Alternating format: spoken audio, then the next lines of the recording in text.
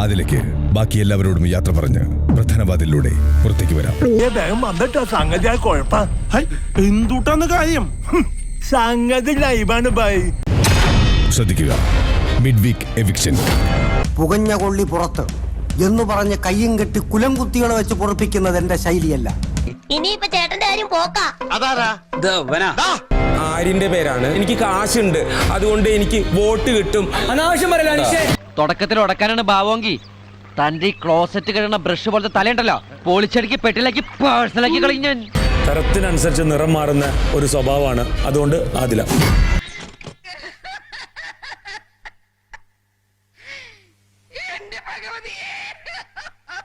Serial കളിക്കേണ്ട ആവശ്യമില്ല. സോഷാനവാസ് ഞാൻ പറയുന്നത് ആദിലയാണ്. 100% ആദില. ഞാൻ എന്നെ തന്നെ സേഫ് ആക്കും. എന്താടാ പിന്നെ? അല്ല എന്തെങ്ങനെയൊക്കെ പറയണേ? പിന്നെ ഞാൻ എങ്ങനെയൊക്കെ പറയണം?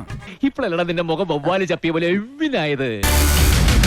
അതിലേക്ക് ബാക്കി എല്ലാവരോടും യാത്ര പറഞ്ഞ് പ്രധാന വാതിലിലൂടെ പുറത്തേക്ക് വരാം. നീ ഇത് അനുഭവിക്കണോടാ. ആയുഷ്കാലം മുഴുവനും നീ ഇത് അനുഭവിക്കണം. മതി ശവത്തി കുത്തിയത്. കുത്തും. ഈ ശവത്തി ഞാൻ ഇനിയും കുത്തും. എന്നെ അത്രയ്ക്ക് കുത്തിയിട്ടുണ്ടവൻ.